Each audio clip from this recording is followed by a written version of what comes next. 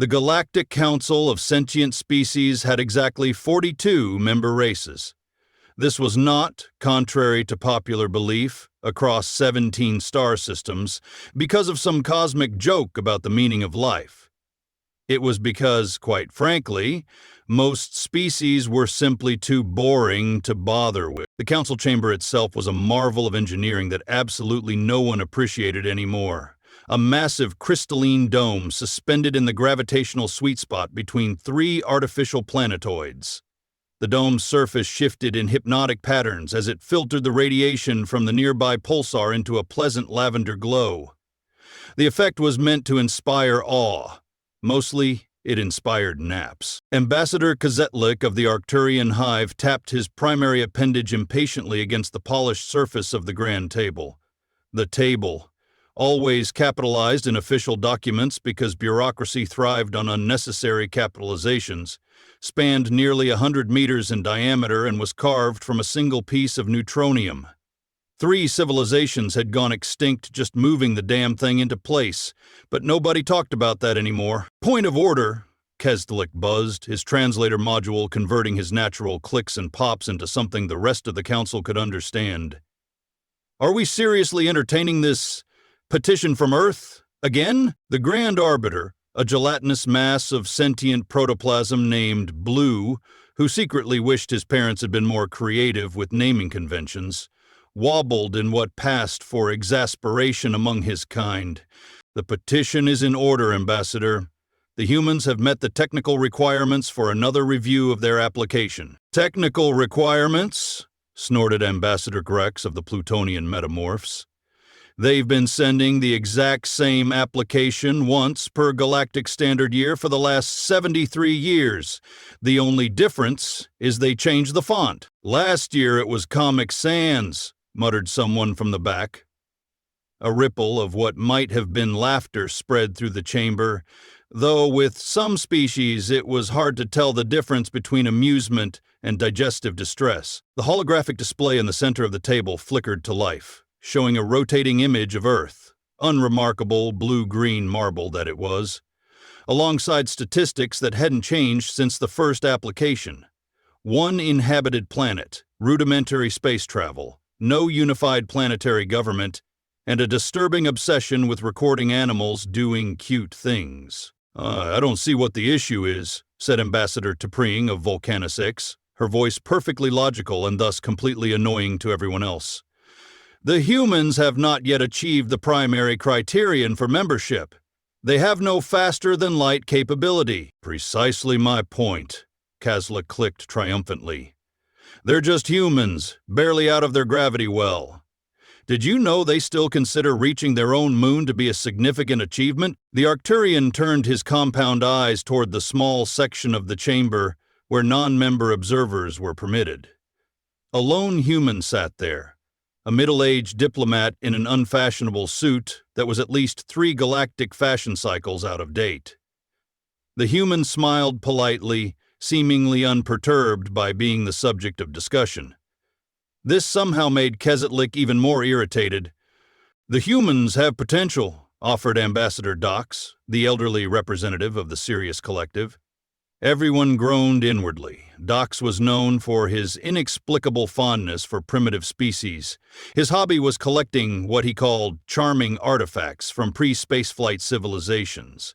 His chambers were reportedly filled with everything from Stone Age hand axes to something called a Tamagotchi. They make excellent music, Dox continued earnestly, and their liquid refreshment called coffee is quite stimulating to most carbon-based nervous systems. We are not admitting a species to the Galactic Council based on their beverages, the Grand Arbiter wobbled firmly, though I do enjoy their hot chocolate on my personal time, he added in a quieter ripple.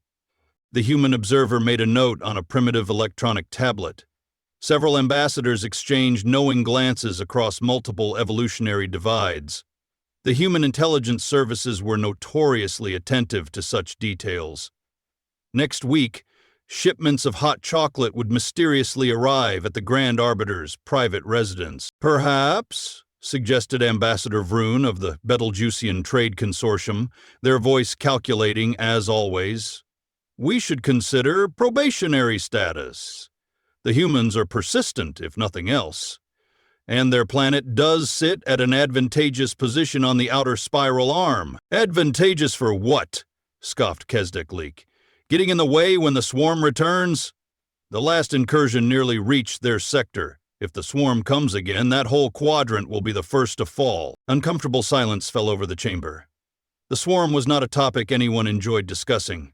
The collective intelligence of insectoid drones had carved a path of destruction through 3 spiral arms before mysteriously retreating 2 centuries ago. The leading theory was that they had simply gotten bored with the lack of challenge. The alternative theories were too disturbing to contemplate over lunch. The human observer cleared his throat. "If I may, esteemed council members," 41 pairs of eyes, sensory organs, and electromagnetic receptors swiveled toward the human section.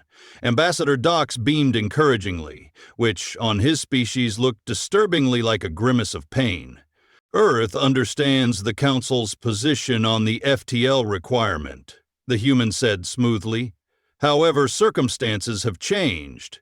We believe the swarm has returned to the galaxy." The chamber erupted in a cacophony of sounds, shrieks, buzzes, telepathic shouts, and one very high-pitched whistle from the Jovian gas bag delegation that shattered 3 ceremonial drinking vessels. "Silence!" The Grand Arbiter's voice reverberated through the chamber, his gelatinous form shifting to an alarming shade of crimson. "Human observer, these are serious allegations. What evidence do you offer?" The human tapped his tablet. The central hologram shifted to show a star chart of the galaxy's outermost rim. Small red dots pulsed at irregular intervals along the edge. "Monitoring stations in the Perseus arm have gone dark over the past 30 days. The pattern matches historical records of previous swarm movements." Ambassador T'Pring leaned forward, her logical mind already calculating. "If this data is accurate, the swarm will reach populated systems within 6 standard months. 5 months and 13 days, corrected the human quietly. "And what does this have to do with your application for council membership?" demanded Keslik, though his clicking had taken on a distinctly nervous pattern. The human smiled. It wasn't a particularly reassuring smile. "Earth is offering assistance." Laughter, or various species-appropriate equivalents, rippled through the chamber. "Assistance." DRX metamorphosed briefly into something resembling a quivering mass of eyeballs, a sign of extreme skepticism among his kind. "What assistance could Earth possibly offer against the swarm?" The human's expression remained neutral. "A fleet. Your interplanetary vessels would be less than useless against swarm ships," Turing stated flatly. "Not interplanetary vessels," the human corrected. "Our interstellar fleet." The silent shock that followed could have been bottled and sold as a tranquilizer. The Grand Arbiter was the first to recover, his gelatinous form rippling with what might have been indignation or indigestion. The distinction was lost on most non-protoplasmic species. "Impossible," he stated flatly. "Our monitoring systems would have detected faster-than-light drive signatures in your system." The human's smile never wavered. "Would they?" Interesting assumption. Ambassador Dox leaned forward, his ancient eyes gleaming with something between delight and vindication. "You've been hiding your capabilities." "Not hiding," the human corrected, with the air of someone choosing words very carefully. "Simply not advertising. There's a difference." Kazitzlik's mandibles clacked furiously. "This is preposterous. You expect us to believe that your species, which still posts videos of small furry animals falling off furniture, has secretly developed advanced FTL technology? The cats falling off furniture are a cultural treasure," the human remarked dryly. "And yes, that's exactly what I'm saying. Earth has maintained a policy of technological discretion." "For how long?" demanded T'Pring, whose logical mind was clearly having difficulty processing this disruption to established fact. The human checked his primitive-looking timepiece. "Our first functional FTL test was conducted approximately 107 years ago, by your galactic standard calendar." The chamber erupted again. This time, the Jovian gas bag's whistle of surprise shattered the Grand Arbiter's favorite ceremonial gavel. Nobody noticed. A century? Ambassador Vroon's calculating voice had risen 2 octaves. You've had faster-than-light capability for a century and said nothing? 107 years, corrected the human mildly. And we said plenty. We filed 73 consecutive applications for council membership, each noting our technological readiness. Not our fault if you didn't bother to verify our claims. But your ships, sputtered Grix. Your public space program, those primitive chemical rockets and that ridiculous space station. Excellent misdirection, aren't they? The human's eyes twinkled with something approaching mischief. Though I should note that those primitive chemical rockets carry significant sentimental and historical value. Rather like how some of you maintain ancient ceremonial artifacts, despite having far more advanced alternatives. Several ambassadors shifted uncomfortably, suddenly aware of their ceremonial robes and traditional adornments that served no practical purpose whatsoever. Ambassador Dox couldn't contain himself any longer. "Brilliant!" he exclaimed. "Absolutely brilliant! They've been watching us, learning about us, while letting us believe they were harmless. The perfect strategy for a young species in a dangerous galaxy. We prefer cautious to harmless," the human noted. The Grand Arbiter had finally regained his composure, his protoplasm settling into a more dignified bluish purple. "You claim to have a fleet. Where is it, and why reveal yourselves now?" The human tapped his tablet again. The holographic display shifted to show a sector of space just outside the solar system that contained absolutely nothing of interest, or so the Council's star charts had always indicated. "There's nothing there," stated T'Pring flatly. "There's nothing your sensors can detect," corrected the human. "Which is rather the point of a cloaking system." With another tap on his tablet, the human sent new data to the holographic display. The seemingly empty sector suddenly blossomed with signatures, hundreds of them, arranged in precise formation. "By the first ones," whispered someone from the back of the chamber. "How many ships are in that fleet?" "This is Battle Group 7, the human replied casually. "One of 12 similar formations positioned strategically throughout the outer systems. This particular group includes 217 vessels of various classes." The silence that followed was profound enough that several species checked their auditory sensors for malfunction. "Impossible," Kaslik finally managed. "The energy requirements alone were solved by Dr. Eisenberg's breakthrough in quantum field manipulation," the human interrupted. "Though I believe your scientific archives would list that research as promising but ultimately unsuccessful. Another bit of misdirection we found useful. Ambassador Vroon, ever the pragmatist, had already moved beyond shock to calculation. And what does Earth want in exchange for deploying this impressive fleet against the swarm?" The human set his tablet down and folded his hands neatly. "Full council membership, effective immediately." "Outrageous," buzzed Kaslik. "Is it?" The human countered calmly. "We've met all the technical requirements. We've demonstrated faster-than-light capability. We've shown we can contribute significantly to galactic security. All we're asking is recognition of these facts." The Grand Arbiter wobbled thoughtfully.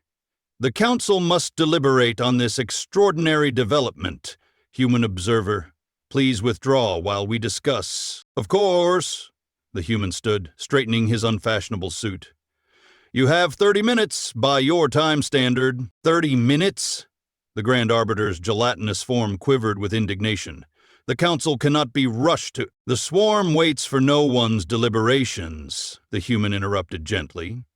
"And neither does our offer. 30 minutes. As the human withdrew from the chamber, Ambassador Dox couldn't help but chuckle. A sound like gravel in a food processor. "They're just humans, you said," he remarked to no one in particular. "Perhaps it's time we reconsider exactly what that means." 29 minutes and 47 seconds later, humans weren't the only ones who could be precisely punctual. The Grand Arbiter summoned the human observer back into the chamber. The atmosphere had changed perceptibly. Where there had been dismissive condescension, there was now cautious reassessment. Where there had been bureaucratic indifference, there was now focused attention. The human returned to his observer's station, his expression pleasantly neutral, as if he hadn't just upended a century of galactic politics. "The Council has questions," the Grand Arbiter announced, having replaced his shattered gavel with a ceremonial spoon that looked decidedly less authoritative. "I'm happy to provide answers," the human replied. "Why now?" Ambassador Tring asked directly. "If you've had this capability for over a century, why reveal yourselves at this particular moment?" "The swarm," the human replied simply. "Our long-range detection systems identified their approach 6 months ago. We've been tracking their movements since then." "And you didn't think to inform the Council immediately?" demanded Keslov. The human raised an eyebrow in a gesture that somehow conveyed centuries of patience tested beyond endurance. "We submitted 17 emergency communications through official channels. All were classified as non-priority intelligence from non-member species and scheduled for review next fiscal quarter." Several ambassadors winced. The Council's bureaucracy was legendary even among immortal species. "If your fleet is as formidable as you claim," said Ambassador Vroon, "why do you need Council membership at all? What does Earth gain?" "An excellent question." The human nodded approvingly. "Earth doesn't need Council membership to defend itself against the swarm. Our defensive capabilities are substantial, but planetary defense isn't the same as galactic stability." He tapped his tablet, bringing up a complex series of projections. "Our analysts predict that even if Earth successfully repelled a swarm incursion, the resulting destabilization of nearby sectors would eventually threaten our security anyway. Approximately 63% of Council worlds would fall within the first year. The resulting refugee crisis, economic collapse, and power vacuum would be problematic." "So this is altruism?" Griswold skeptically into a shape resembling a question mark. "This is pragmatism," corrected the human. "Earth thrives on trade, cultural exchange, and stability. A galaxy half consumed by the swarm serves no one's interests, least of all ours." Ambassador Dox nodded approvingly. "You've been preparing for this moment for generations," the human acknowledged. "Our first encounters with alien life were educational. We learned quickly that the galaxy doesn't reward the unprepared." The Grand Arbiter wobbled thoughtfully. "You refer to the Centauri incident." Several ambassadors looked confused, quickly accessing their data feeds. The incident in question had been minor. A small exploratory vessel from the Centauri Concordat had crashed in an uninhabited region of Earth. The official record stated that the ship had been lost with all hands due to a navigation error. The matter had been closed decades ago with minimal diplomatic interaction. "Yes," the human said, his tone suddenly cooler. "The Centauri incident, when 3 of their bioweapons specialists crash-landed in what they thought was an isolated region suitable for field testing. We contained the situation. The temperature in the chamber seemed to drop several degrees." "Those were rogue operators," protested the Centauri ambassador from the back.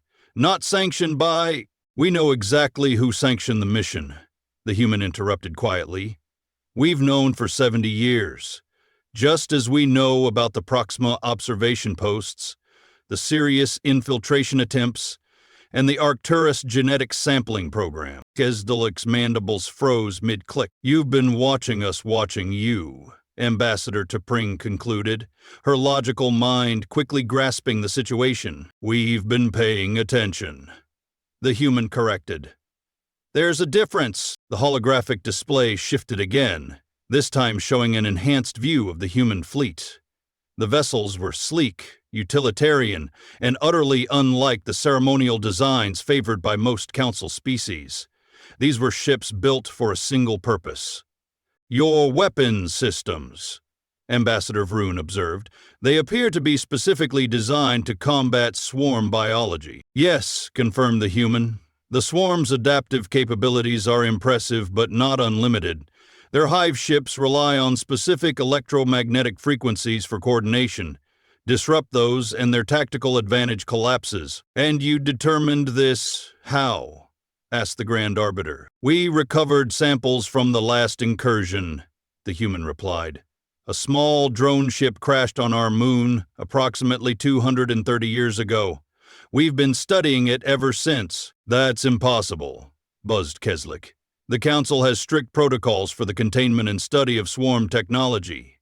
All recovered artifacts are to be turned over to the Council, yes, the human interrupted, which Earth was not part of. And before you cite galactic law, I should note that the crash occurred before Earth had been officially contacted by any Council species.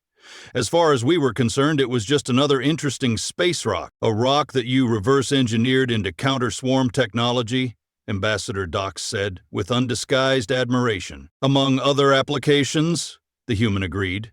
The quantum principles behind their hive mind communication proved particularly useful in developing our own FTL systems. Ironic, really. The central hologram shifted once more, displaying tactical projections of the swarm's advance, alongside countermeasure scenarios. Our models indicate a 97% chance of halting the swarm at these coordinates, the human continued, highlighting several key systems. Minimal civilian casualties, acceptable infrastructure damage.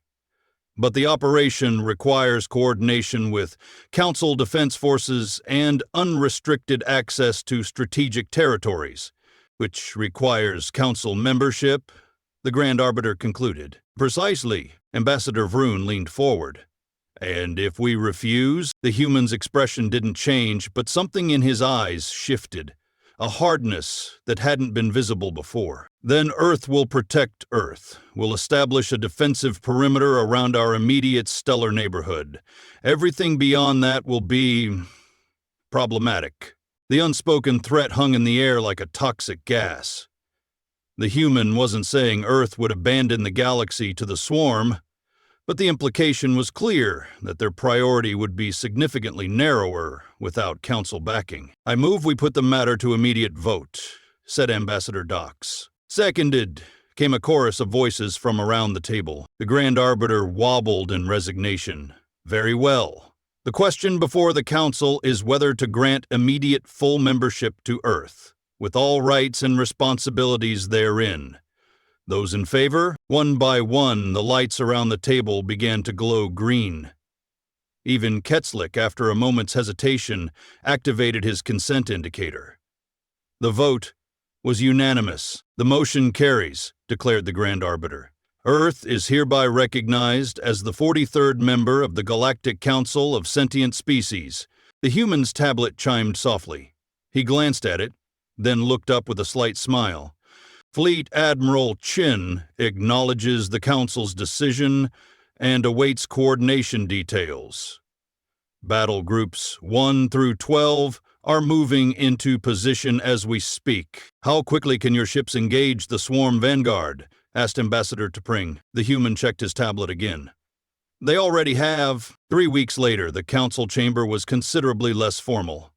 The Grand Table, still unnecessarily capitalized in all official documents, was littered with the detritus of an extended strategic session. Datapads, holographic projectors, and containers of various refreshments adapted to the biochemical needs of 43 different species. The human representative, now officially Ambassador Chen, stood at the central projection area, walking the Council through the latest battle reports. He'd finally abandoned the unfashionable suit in favor of a simple uniform bearing Earth's newly minted Council insignia. Swarm resistance in the Perseus arm has been neutralized, he reported, highlighting a sector of the tactical display. Battle Groups 3 and 7 have begun cleanup operations. No significant drone activity detected in the past 72 hours. Ambassador Kistalik buzzed thoughtfully. The hive ships withdrew rather than fought to destruction. That's unprecedented. They're learning, Chen agreed. Adapting to our targeting systems. The next engagement will be more challenging. But you anticipated this, Ambassador T'Pring observed. It wasn't a question. Of course, Chen replied. The swarm evolves rapidly. Our tactical systems are designed to evolve faster. The Grand Arbiter, who had finally replaced his ceremonial spoon with a proper gavel, though he'd grown rather fond of the spoon and kept it as a backup, wobbled approvingly. The Council must formally acknowledge Earth's contribution to galactic security, he announced. Your fleet's performance has been impressive. Thank you, Chen said simply, though I should note that what you've seen represents only a fraction of our defensive capabilities. The chamber went quiet. Ambassador Dox chuckled softly. Still keeping secrets, Ambassador? He asked, his ancient voice laced with amusement. Operational security, Chen corrected. Need-to-know basis and all that. Ambassador Vroon's calculating eyes narrowed. The Council should have full disclosure of member species' military assets. It's protocol. A protocol that 17 current Council members have filed exceptions to, Chen pointed out smoothly, including, if I'm not mistaken, the Betelgeusian Trade Consortium. Vroon had the grace to look embarrassed, insofar as his species could express such an emotion. Besides, Chen continued, Earth has shared the critical technologies. The anti-swarm countermeasures are being distributed to all Council defense forces as we speak. Yes, about that. Ambassador Grex metamorphosed into his serious discussion form. Something resembling a stern library book.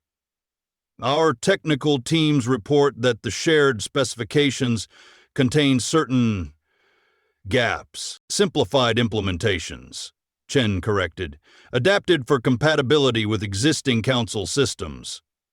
The full versions require quantum computational architecture that most Council vessels don't currently support. How convenient, muttered Kesdelik. Chen smiled thinly.